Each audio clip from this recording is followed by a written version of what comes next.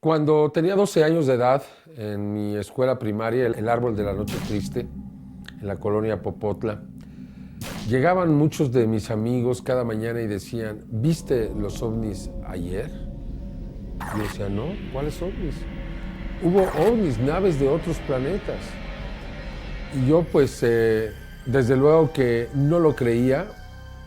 Sin embargo, me empecé a dar cuenta que mis amigos vivían en lugares de la ciudad muy distintos y que habían visto lo mismo y que narraban lo mismo.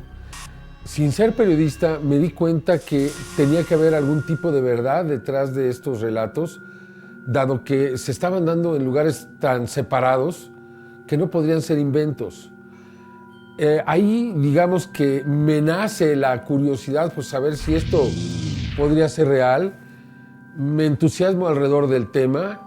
Mantuve ese interés durante los 70s sin encontrar un solo caso que me permitiera verdaderamente creer más firmemente en el fenómeno, porque además de ello se me habría desarrollado ya una mente periodística, escéptica por naturaleza, cuestionadora, y por tanto me iba alejando en lugar de acercarme al fenómeno. En 1983 tuve la oportunidad de conocer el caso de un suizo llamado Edward Meyer. Le dicen Billy por su afición a Billy the Kid. Entonces el mundo lo conoce como Edward Billy Meyer. Y vi un libro donde aparecían las fotografías que este señor había tomado, que eran impresionantes.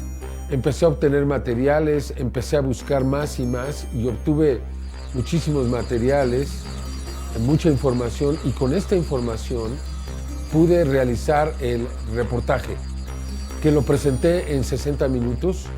No fue fácil, dado que este programa no habría sido diseñado para presentar este tipo de temas, pero cuando lo terminé les gustó mucho y el programa fue presentado a las 12:30 de la noche del domingo 18 de marzo de 1984.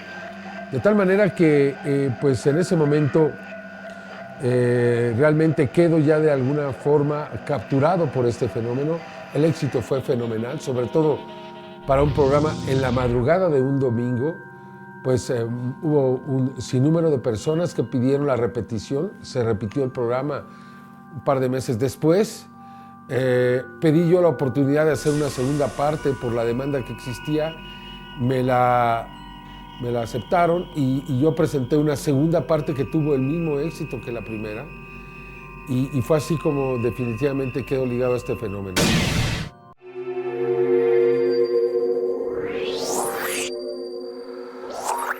En 1989, cuando tuve un segmento en ECO, en los noticiarios ECO, eventualmente presentaba yo casos y videos y cosas, y me empecé a involucrar todavía más. El caso de Voronezh lo presenté ahí, un caso que ocurrió en Rusia en marzo de 1989, donde pues frente a más de 200 personas bajó una nave en una parada de autobuses. De la nave bajaron 3 seres, le dieron la vuelta a un parque y luego se subieron y se fueron. La noticia fue presentada por TASS cuando todavía era de la ex Unión Soviética. Ya estaba el proceso, el cambio, pero aún se regían las reglas anteriores. En el 91 se me invita al programa Ni No Can Uno, ¿Usted qué opina? Y pues en ese programa Yo no quería ir en primer lugar, ¿no? Pero la insistencia fue mucha y finalmente dije, bueno, lo voy a hacer como un reto, una sola ocasión y ya. Hice ese programa y tuvo tanto éxito que duró 9 horas y media, de las 11 de la noche a las 8:30 de la mañana. Nino estaba muy entusiasmado, nos invitó a comer y nos pidió que hiciéramos un segundo programa. Yo ya no quería hacerlo. Me dijo, bueno, vamos a hacer este segundo y ahí le paramos si tú deseas, ¿no? Entonces se hizo el segundo programa que tuvo todavía más éxito que el primero. Duró aproximadamente 10 horas y media. El primero se realizó el 7 de junio del 91, el segundo el 19 de julio. Y esto es importante porque tuvimos en ese año 91 un eclipse total de sol, el 11 de julio del 91. Y en ese eclipse, como sabemos, hubo personas que grabaron sin darse cuenta ovnis en literalmente todo el país. Yo presenté algunos de estos videos en el segundo programa de Nino y bueno, fue explosivo. Y ahí nació algo muy importante. El hecho de que el video se había convertido en un instrumento muy fuerte para poder detectar esta presencia en los cielos. Que el video estaba en las manos de millones de personas y que estas personas podrían tener la libertad y la facilidad de grabar esto para ir generando las evidencias. Yo me di cuenta en ese momento, quizá antes que otros periodistas en el mundo, la importancia que había tenido este suceso histórico, el video y el ovni. Y me dije que con el tiempo este instrumento iba a hacer realidad el fenómeno, le iba a dar credibilidad. Por lo cual, empecé a recibir videos, fomenté más que la gente estuviera grabando, se dio un círculo virtuoso y durante muchos años seguí incrementando el número de videos hasta que pude obtener la videoteca más grande del mundo. Con ello empecé a presentarlo en la televisión y curiosamente fui invitado literalmente a congresos en todo el mundo. Desde 1991 le he dado prácticamente la vuelta al mundo presentando las evidencias mexicanas y donde se ha podido demostrar que en México, gracias al pueblo, gracias a su atención, a su afición, se ha logrado obtener estas evidencias y por el otro lado que algo muy importante está pasando aquí.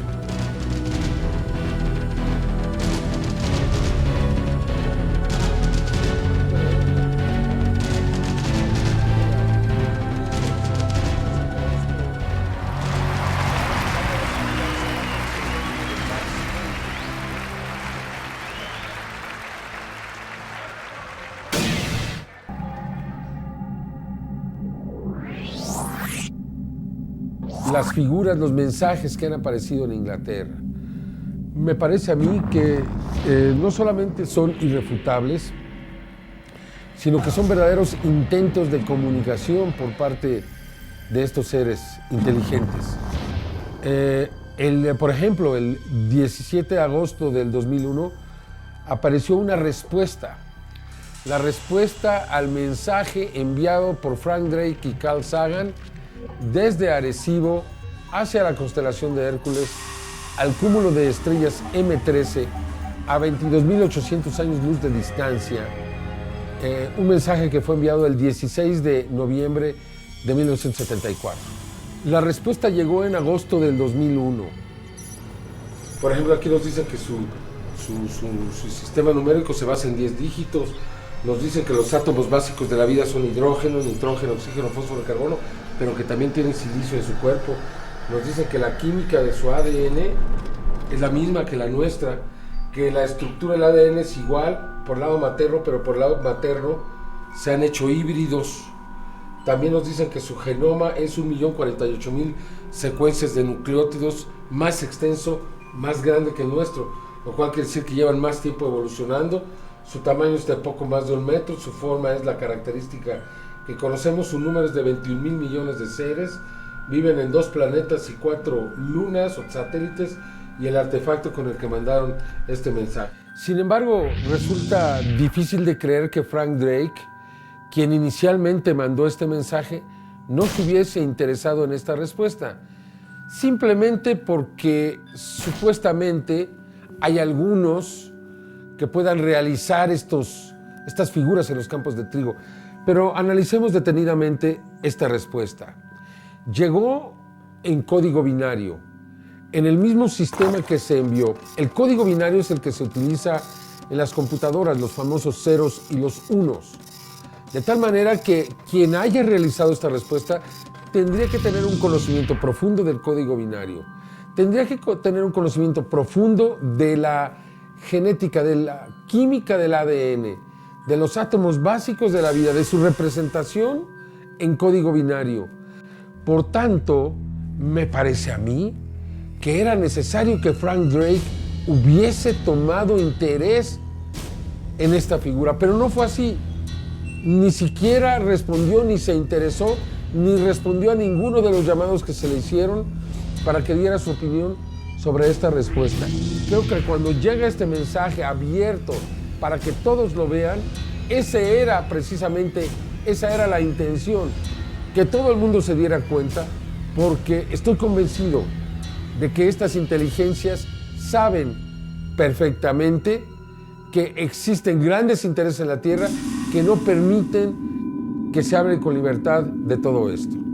Un año después, el 16 de agosto del 2002, aparece un nuevo mensaje, pero ahora se trata de un ser de la figura de un alienígena clásico, donde aparece un Grey, uno de estos grises, que tiene en su mano un disco en código binario que exhibe como un mensaje que nos está entregando a nosotros. La figura mide 120 metros por 80 metros. Algunos dijeron, no, es publicidad que se hizo para la película de Señales. Bueno, yo quisiera ver que alguien pueda hacer algo como esto, una figura tridimensional en una noche, en una sola noche, de más de 120 metros de largo. Hay que estar ahí, hay que darse cuenta, hay que caminar por esos campos. Debo decir que yo me pasé muchos días en ese lugar y vi literalmente a muy pocos especialistas del fenómeno de los campos de trigo llegar a investigar, y vi también que ningún científico se acercó a este lugar. Por tal motivo, considero que no se le dio ni la importancia ni se investigó estos dos casos de mensajes directos que llegaron desde el espacio, seguramente desde otras inteligencias. En ese segundo mensaje nos dicen algo, me parece a mí, muy profundo y muy importante. Dice que tengamos cuidado con los portadores de los falsos presentes y sus promesas rotas. Luego nos dicen, mucho dolor, pero aún hay tiempo. Luego nos dicen, crean que aún el bien está ahí afuera, que me parece la frase más importante de este mensaje. Es un mensaje de esperanza, de amor, de solidaridad, de respaldo, de amistad. Y finalmente nos dicen, nosotros nos oponemos a los engaños, y hay una frase que no parece ser parte del mensaje directo, pero dice, el conducto se está cerrando. Todo esto en código binario, de tal manera que yo creo que deberíamos de estar atendiendo estos mensajes y responderlos. Me parece que la intención del fenómeno de Inglaterra es simplemente de establecer una comunicación con estos seres, y hasta el momento simplemente nos hemos rehusado a hacerlo.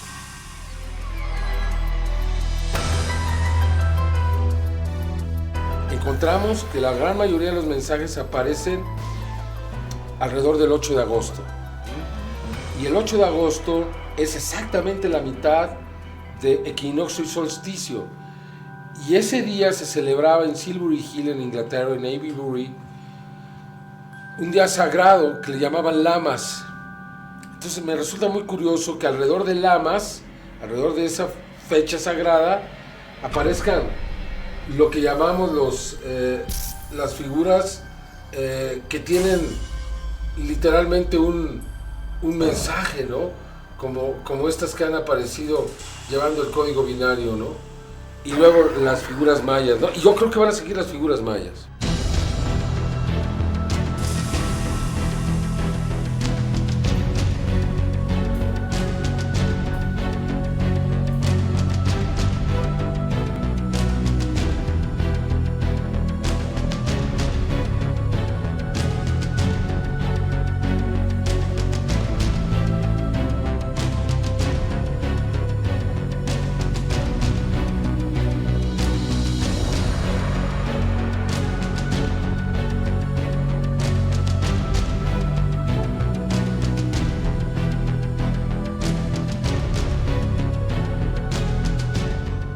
Esta es la formación de Wayland Smithy, donde apareció este círculo, este calendario maya en el año 2005. Como podemos ver aquí, desde el suelo resulta absolutamente imposible poder ver esta imagen. Es tan complicada, es tan grande, que solamente estando aquí es posible darnos cuenta de que resulta virtualmente imposible para seres humanos poder realizar una empresa como esta. La figura es extraordinariamente extensa y muy compleja. Además, se puede observar cómo pues se encuentra perfectamente alineado todo el trigo, cómo los cortes son tan precisos y exactos, y solamente desde el aire es posible observar con precisión esta figura. Cualquier persona que asegure que esto se puede realizar manualmente tendría que venir a un sitio como este para darse cuenta de que no es posible realizarlo. Es verdaderamente complejo, espectacular, extraordinario, diría yo.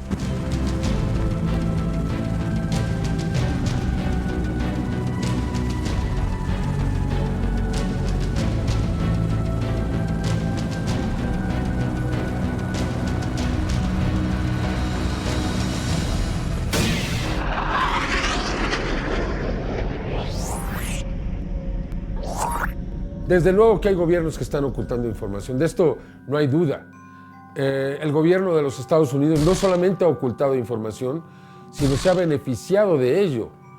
En 1947, de acuerdo a los documentos Majestic, cuando se recuperan estas dos naves, una hecha pedazos, que me parece a mí era una de estas esferas metálicas que hemos visto videograbadas muy frecuentemente. Otro era una nave donde se encontraron sus sistemas de navegación, los controles, por cierto, digitales.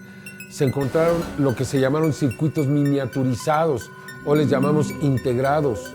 Se encontró el rayo láser, se encontró la fibra óptica, se encontró las fibras de alta resistencia.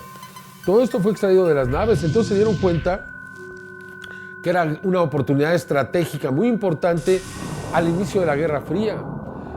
Rusia detonó su bomba atómica en 1948, de tal manera que los Estados Unidos, si fuesen capaces de descifrar esta tecnología, iban a estar automáticamente delante de los rusos o soviéticos, que en ese momento eran su mayor preocupación.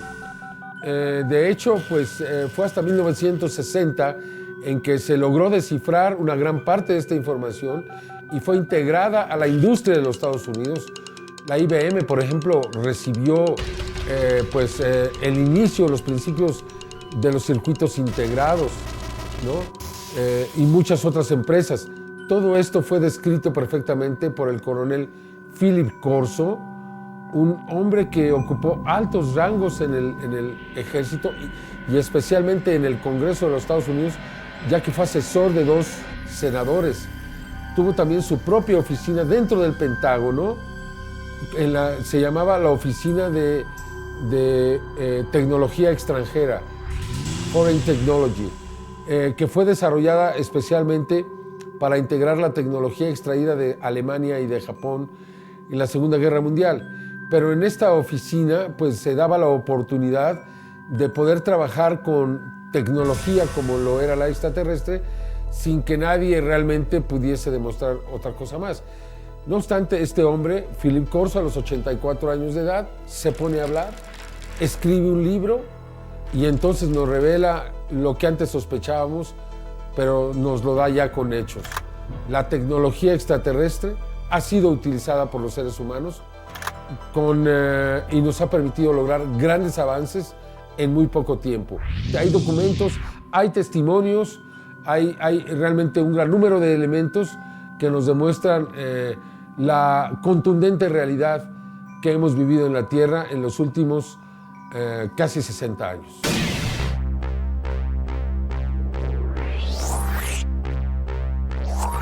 Este fenómeno, en primer lugar, no responde al método científico, de la comprobación, de la experimentación. Este fenómeno se basa fundamentalmente en la producción de evidencias. Este fenómeno no es algo que haya sido producido por los científicos para poder analizarlo y estudiarlo como ellos quisieran. Entonces, tienen que aceptar lo que la gente dice, lo que la gente graba, lo que la gente fotografía. No parecen estar dispuestos. Por tanto, el científico piensa que realmente está al límite del conocimiento y que lo que él no sabe es prácticamente inexistente. El científico está ya dispuesto a aceptar que hay vida en otros planetas.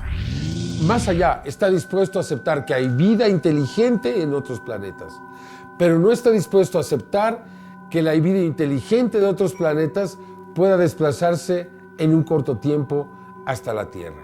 ¿Por qué? Fundamentalmente porque el ser humano no puede hacerlo. Nosotros no hemos desarrollado los medios para llegar hasta esos planetas. Entonces, ¿cómo vamos a aceptar que desde otros planetas vengan a la Tierra? ¿Cómo podríamos suponer que haya seres inteligentes y que estos no puedan ser más inteligentes que nosotros? ¿Cómo podemos suponer que estos seres no hayan logrado superar los obstáculos que implica? La historia del ser humano es precisamente esa experiencia. Llegamos a un límite y damos un salto a ese límite, a ese obstáculo, y continuamos nuestro recorrido.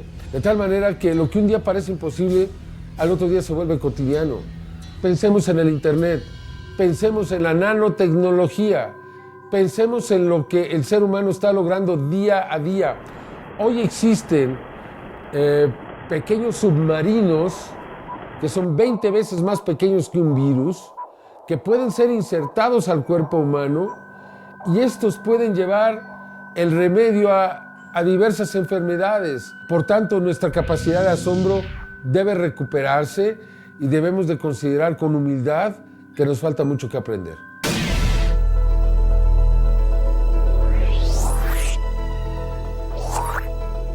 La Iglesia ya en estos momentos acepta este fenómeno como un fenómeno real, como un fenómeno que está realmente ocurriendo, como un fenómeno que pues ha sido parte de la vida de muchísimas personas.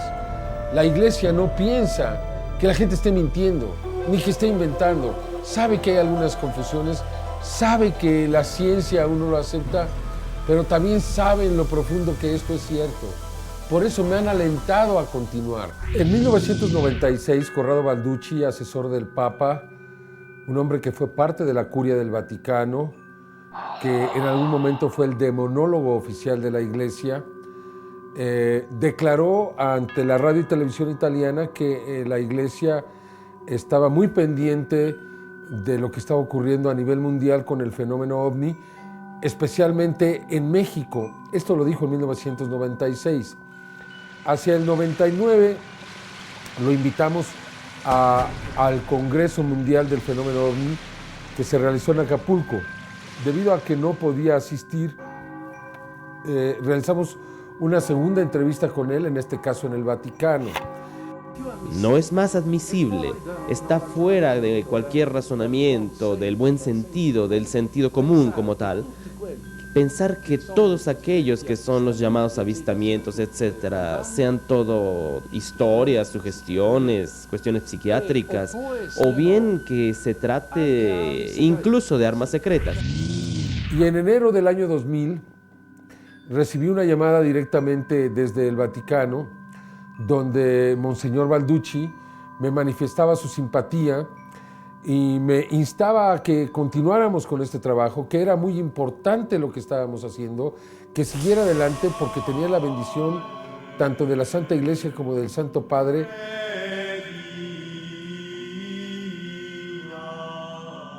La Iglesia no puede pensar que todos están mintiendo, la Iglesia no puede pensar que todo sean equivocaciones, que todo sea falso.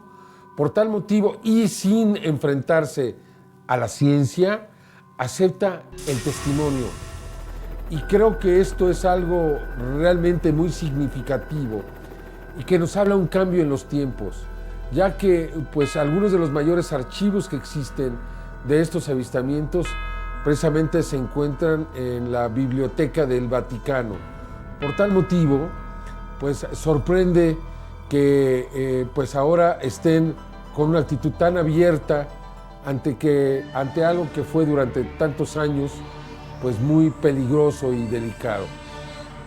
Creo que saben bien que muy pronto se van a desencadenar hechos y creo que ahora pues se están preparando a eso y que de una manera muy inteligente le están diciendo al mundo: nosotros no consideramos que esto sea erróneo, los ovnis no son objetos del demonio, los ovnis son algo normal, son seres de otros mundos y Cristo no es solamente un ser terrenal, sino es un ser universal. Y creo, insisto, que esto nos habla de una nueva iglesia, la iglesia del siglo XXI.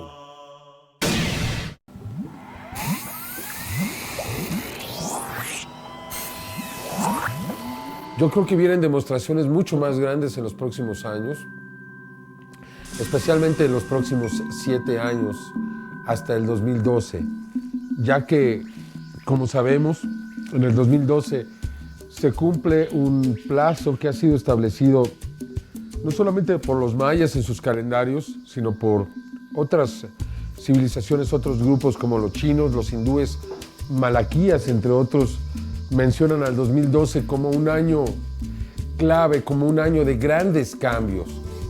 ¿Hasta qué punto estamos preparados para esos cambios? Creo que en mucho la presencia de estos seres está relacionada a esta posibilidad de cambios que se van a dar. En Inglaterra estamos observando un proceso educativo. Es muy claro que cada año las figuras son más difíciles de realizar. Yo creo que estos seres disfrutan el hecho de que se polemice en torno a quién o cómo se hizo determinada figura. Y un año después nos ponen una todavía más difícil de realizar, un reto más grande. De tal manera que considero que se está dando un proceso lento educativo en el que nos quieren convencer sin convencernos o sin impactarnos de su presencia. Aunque parezca una contradicción, no lo es. Quieren realmente que los aceptemos cuando queramos aceptarlos, cuando estemos dispuestos a confrontar una extraordinaria realidad, que no estamos solos, que somos parte de un enorme cosmos, donde hay millones de planetas, miles de millones, y que hay algunos, quizá unos cuantos, o quizá suficientes como para que sea una verdadera multitud de planetas que tienen las mismas características de las que encontramos en la Tierra, con una luna, con una atmósfera, con un tamaño relativo, con una distancia respecto al Sol relativa, etc. Creo que simplemente por eliminación de números llegaremos a la conclusión de que debe haber planetas similares a la Tierra y de que en esos lugares se ha desarrollado la inteligencia. Pienso que los mensajes van a continuar. Pienso que en los próximos 7 años vamos a ver con toda claridad cómo estos mensajes van a ser cada vez más contundentes y quizás sea el principio del acercamiento. Si continúan advirtiéndonos que algo va a suceder en el 2012 y pasa, y existen algunos otros como este servidor que están difundiendo esto que está ocurriendo, en el momento en que ocurra, el mundo entero va a voltear y va a tratar de entender y va a ver lo que le habían venido diciendo.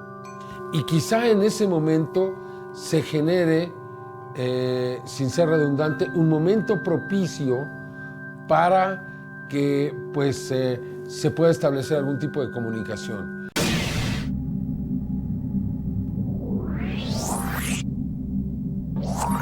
Resulta difícil de establecer una sola razón por la cual México parece ser el centro de actividad de este fenómeno. Podemos decir que en la actualidad existen 2 grandes ejes, 2 grandes polos. Uno de ellos se encuentra en Inglaterra, donde aparecen todas estas figuras en el suelo. El otro es México, donde aparecen todas estas señales en el cielo. Tanto México como Inglaterra son lugares donde se desarrollaron culturas muy antiguas, incluso culturas astronómicas. En Inglaterra vemos que Stonehenge es uno de los grandes centros alrededor de los cuales gira todo el fenómeno de las figuras en los campos de trigo. En México lo vemos alrededor de la Ciudad de México, que fue la sede de la Gran Tenochtitlan. También lo vemos en las áreas mayas, en Yucatán, y lo vemos también en otros lugares donde se presentaron estas culturas antiguas. Podría ser que estos conocimientos astronómicos de los antiguos hubiesen impresionado a estos seres, o podría ser que se haya dado algún tipo de comunicación. Ello justificaría el regreso a los mismos lugares. No obstante, hay algunas otras posibilidades. Al menos en México, aquí no los perseguimos, no les disparamos, no los queremos hacer prisioneros como existe en otros lugares. Esa podría ser también una de las razones por las cuales se presenta en México. Podrían ser situaciones de tipo energético. Aquí hay una gran cantidad de volcanes y montañas. Sin embargo, estos hechos no se repiten en Inglaterra, donde también se ha venido presentando pues, el fenómeno con una gran intensidad. Por tal motivo, lo que se diga y lo que se quiera suponer de por qué aparecen en un lugar determinado, se puede llegar a la conclusión de que pues es absolutamente especulativo el establecer cualquier razón por la cual esto está sucediendo, dado que finalmente no lo sabemos porque no tenemos una comunicación directa con ellos.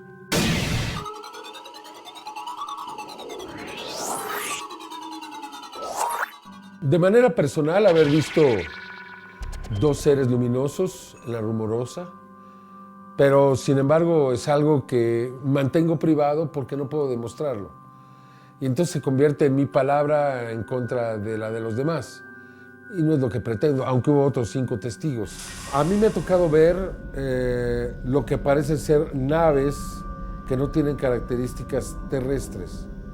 Esto me ha sucedido ya en un par de ocasiones.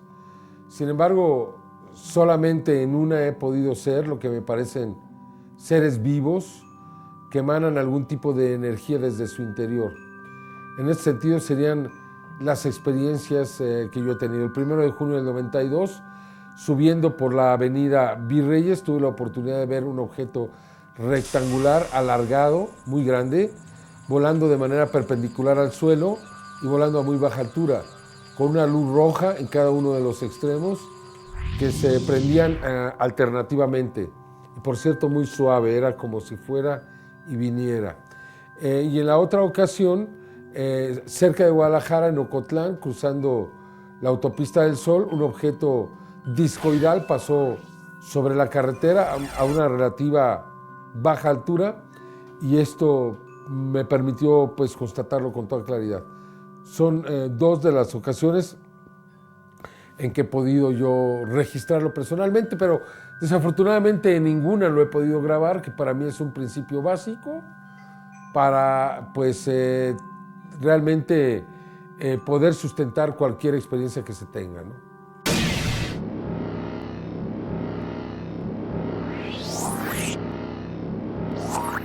En estos últimos 15 años he tenido la oportunidad de ver miles de videos, miles y miles de videos, y he tenido que ver la oportunidad, algunos de ellos, en miles de ocasiones.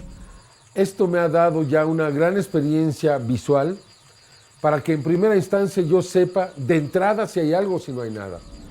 Existe ya algún tipo de patrones entre estos objetos.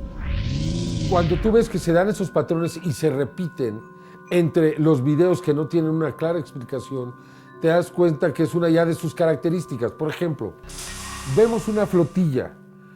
Me he dado cuenta que las flotillas se mantienen en la mayoría de los casos estáticas, haciendo figuras en el cielo. Y cuando ves que te entregan otra con las mismas características de otro lugar, de otra fecha, te das cuenta que ese es un patrón. Luego llega otra donde todo está volando suelto, etcétera, etcétera. Dice, esto no entra dentro del patrón que yo ya conozco. De tal manera que pues he podido desarrollar ya una gran experiencia para saber de manera instantánea si algo tiene fundamentos o si no lo tiene. Una vez que se ha establecido si esto tiene esos fundamentos, entonces Lo sometemos a diversos análisis de fotográficos, de solarizaciones, de búsqueda de energías y sobre todo conocer las condiciones en que se grabó, ver o descartar cualquier otra posibilidad que sea una estrella. No, a mí cuando me dicen es que el ovni se aparece todos los días a la misma hora en el mismo lugar, me hace sospechar, porque eso es lo que hacen las estrellas o los planetas. De tal manera que pues hay algunas características que también nos hacen darnos cuenta de manera inmediata si no puede tratarse de algo más. Los testimonios, desde luego, son muy importantes, ver cuántas personas estuvieron involucradas. Y una vez que se cumplen todos estos patrones, nosotros sabemos ya si hay algo o si se trata de algún tipo de equivocación.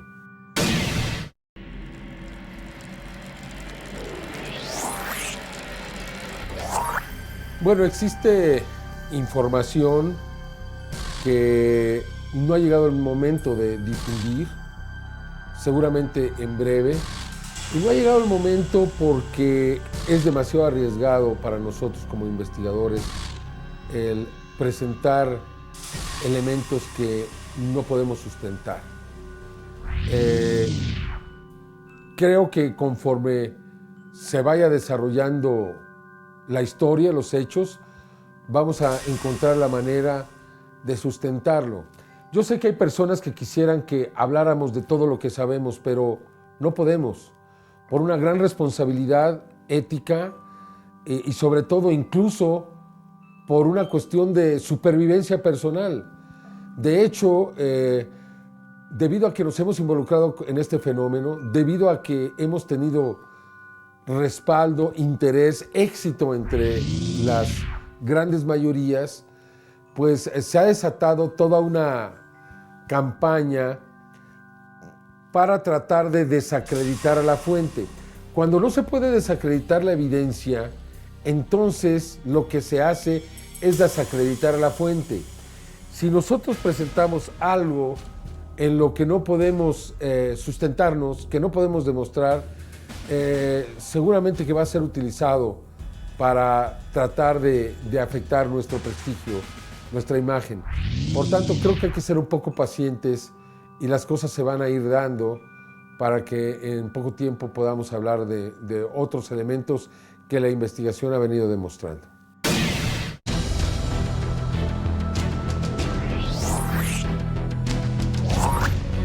What explanation can you possibly give for what's happening in Mexico? Since July 11, 1991, we have videotaped many UFOs or strange objects around Mexico. Many people have asked me, why Mexico? Why so many in Mexico? We really don't know. Isn't it beautiful?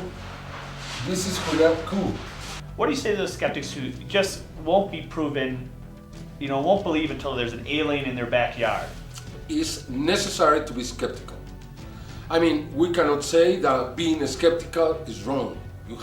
It's the only way to keep honesty into the investigation. It's the only way to really force investigators of this phenomenon to do their job. Then, this proof that was not Venus. And again, all the time I ask myself, why I am being shown this?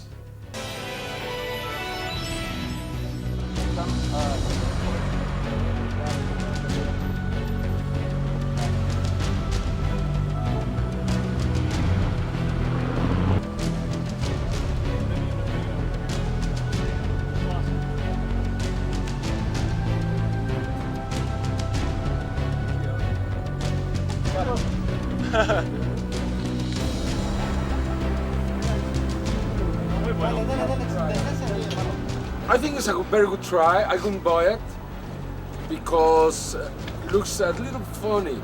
But I am very sure, after what I saw, that with time, these guys would make it real. There is no question in my mind. We love you. They were so pressuring here. I mean, it's not fair. Should have zoomed in just a little more. Yeah? somebody getting the witness's reaction? Because that was kind of the Sí. big thing to see. No, when it's they were good. watching. I like it.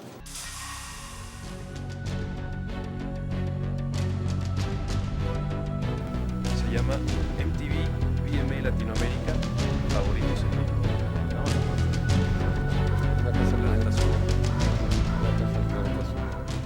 Este es el especial 13 ovnis, vaya. Un especial que sin duda alguna es histórico. MTV ajustándose al cambio de los tiempos porque tú lo sugeriste. El desarrollo de la nueva tecnología digital ha permitido ahora lograr imágenes que antes hubiesen sido imposibles. Gracias a ella se ha logrado detectar la presencia de extraños seres en estas fotografías. Obsérvalas, parecen ser extraterrestres. ¿Tú qué piensas? Y hablando de extraterrestres, ahora vamos con Ilana y Nicolás, quienes nos presentan Los Gustos de la Lengua, un especial alrededor de los nominados a los Video Music Awards Latinoamérica.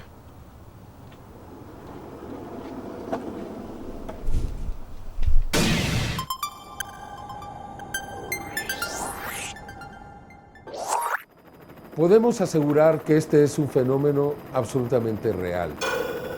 Podemos asegurar que en Estados Unidos se estrellaron algunos objetos, que de ellos se extrajo tecnología y que ahora es utilizada por los propios seres humanos.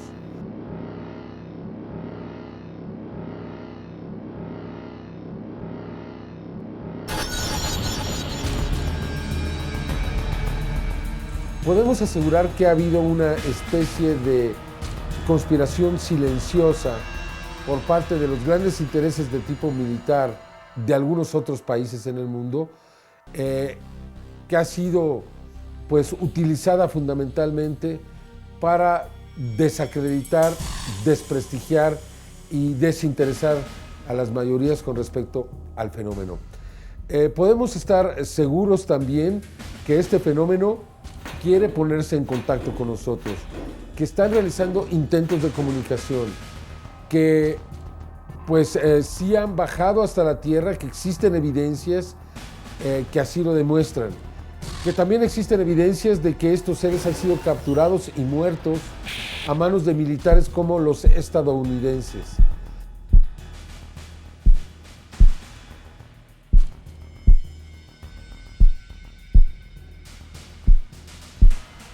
Podemos asegurar que han hecho demasiados esfuerzos para que este fenómeno sea reconocido y que desafortunadamente estos esfuerzos pues han caído en el vacío, en oídos sordos. Desafortunadamente, hasta el momento no hemos querido escuchar nada de lo que han tratado de decirnos. Podemos estar seguros de que este fenómeno se va a seguir manifestando y que va a crecer, y que si realmente quiso comunicarnos algo con respecto a grandes cambios en los próximos años, con respecto a estos cambios que se aproximen, vamos a ver cada vez una mayor actividad del fenómeno. Por tanto, yo espero que en los próximos meses, los próximos años, se van a presentar evidencias irrefutables que van a demostrar que este es un fenómeno absolutamente auténtico. También quedará claro que los científicos no quisieron ver y que perdimos mucho tiempo en esta discusión estéril en lugar de tratar de iniciar una comunicación. ¿Por qué, si no queremos realmente en este proceso de experimentación, de método, de reproducción, iniciamos enviando más mensajes al cosmos para ver si estos producen respuesta? Creo que sería una manera muy sana para que todos estuviéramos mucho más ciertos de la realidad de este fenómeno, pero es algo que no quieren hacer y que demuestra que el científico de hoy se parece mucho al del siglo XVII, se parece a aquellos que no querían ver a través de los telescopios de Galileo Galilei porque no querían ver lo que ellos decían no existía. Y eso es precisamente lo que está ocurriendo el día de hoy. Hoy los científicos no quieren ver lo que ellos dicen que no existe, no quieren investigar lo que no es cierto, y eso es lo que dicen ellos de este fenómeno. Creo que la historia, una vez más, a todos nos pondrá en nuestro lugar y seguramente el tiempo le dará la razón a aquel que la tenga.